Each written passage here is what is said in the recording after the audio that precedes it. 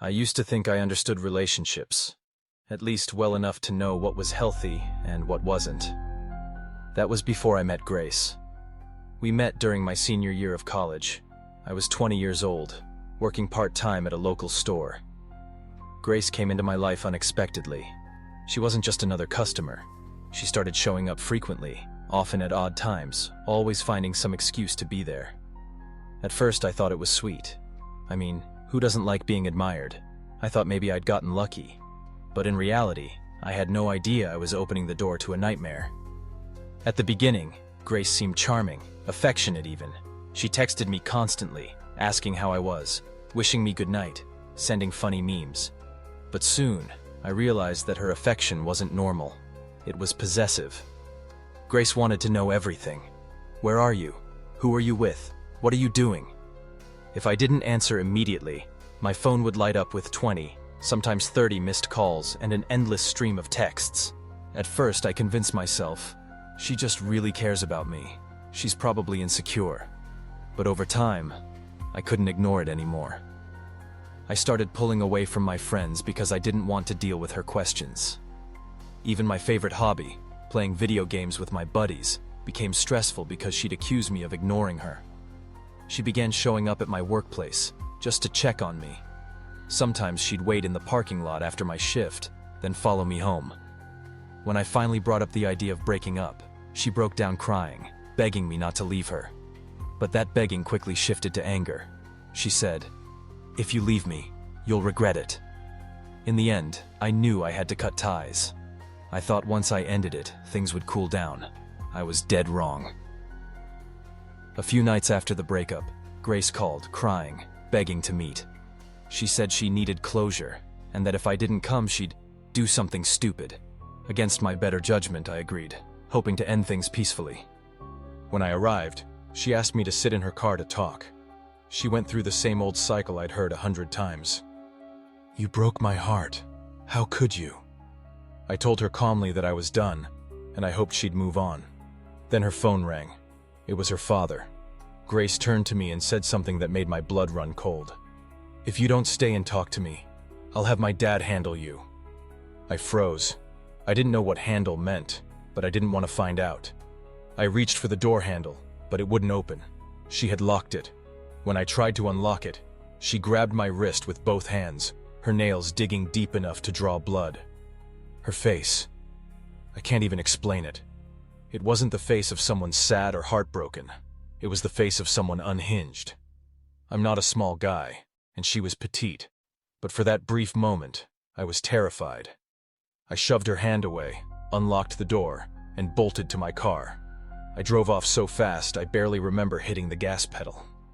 I wish I could say that was the end. It wasn't. A few days later, I came home from work and found her standing outside my house. She wasn't alone. There was a big guy with her, someone I'd never seen before. He looked like trouble. Grace smiled and said, "We need to talk." I didn't answer.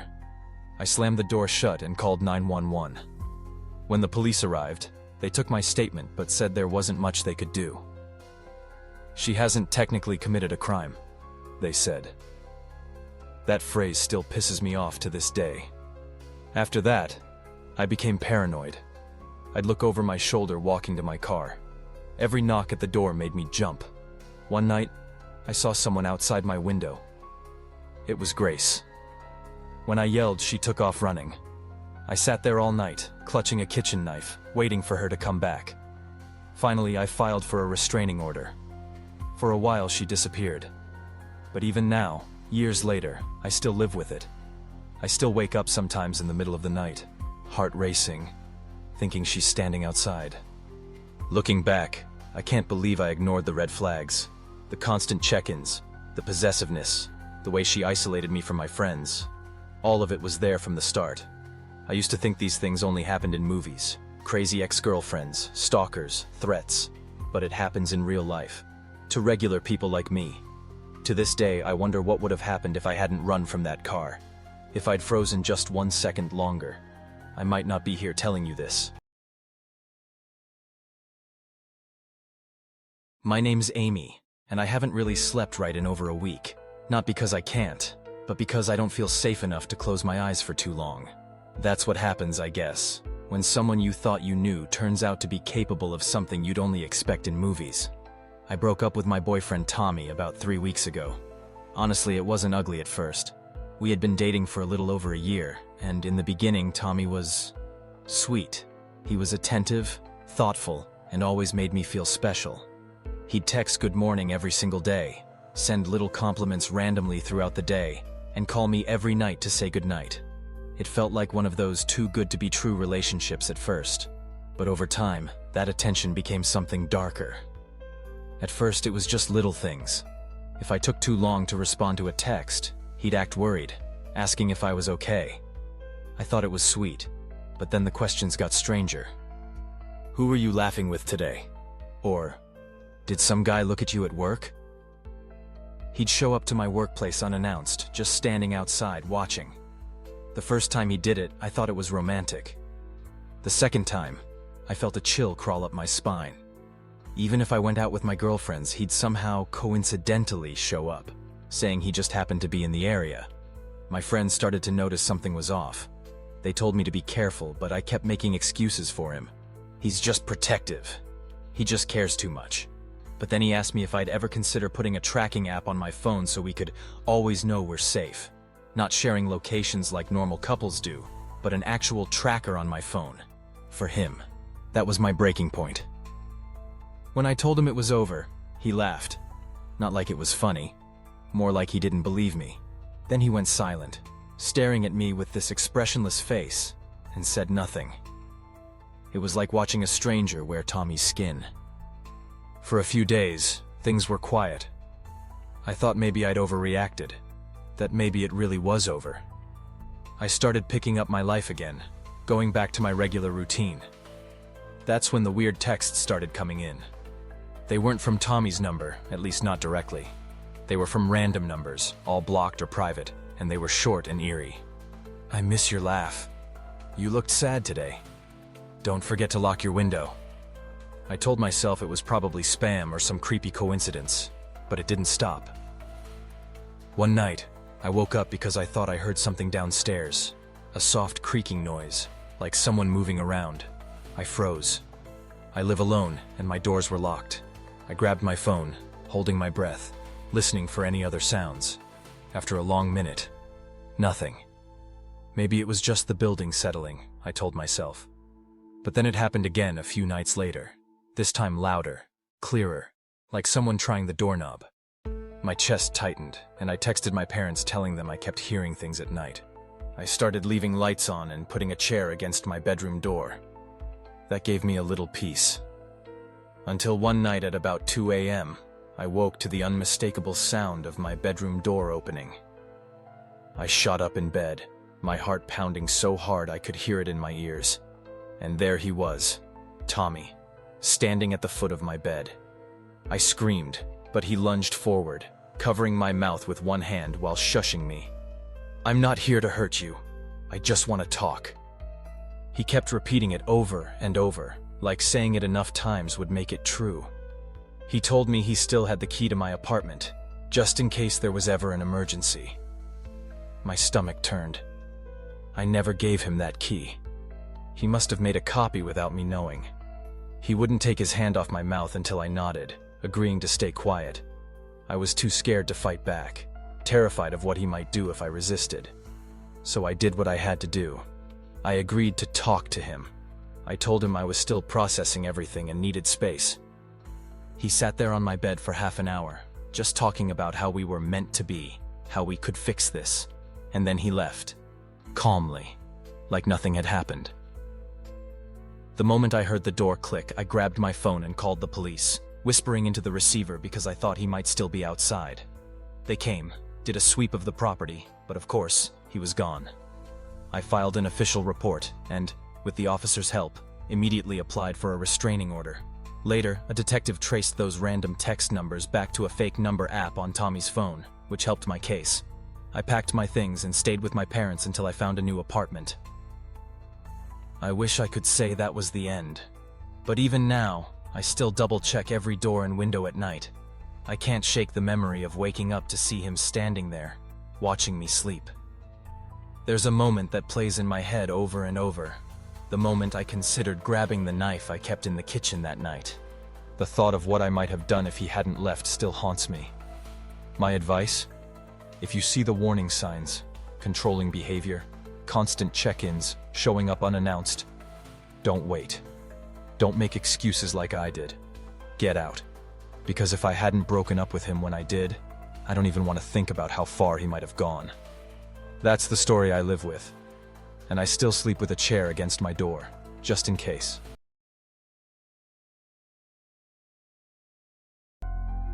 I dated Marissa for a year and a half, and at first it felt like I'd met the most passionate woman in the world. She had this energy that pulled you in, charismatic, spontaneous, full of life. When she loved something, she loved it hard.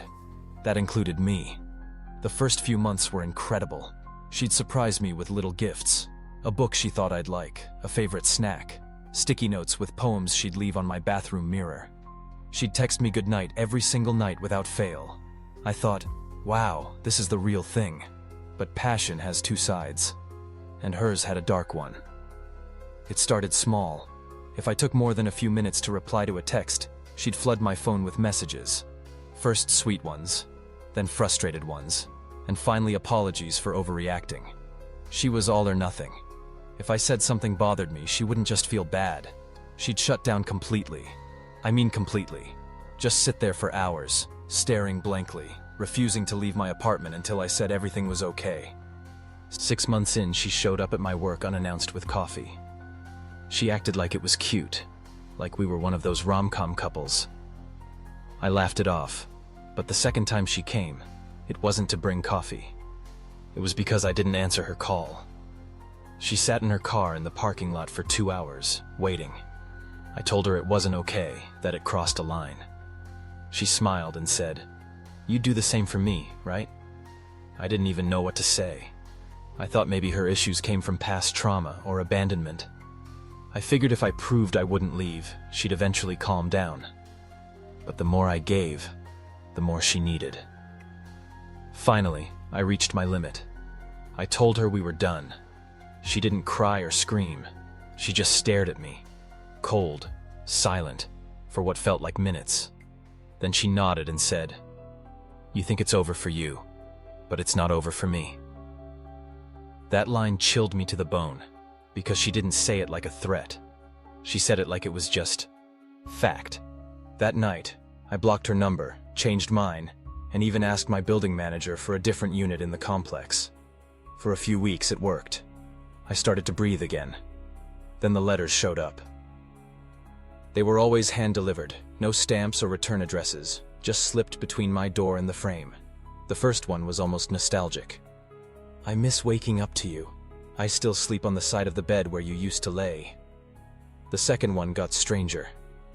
"You always check the door 3 times before bed. You probably don't even notice, but I do." The third one made me move.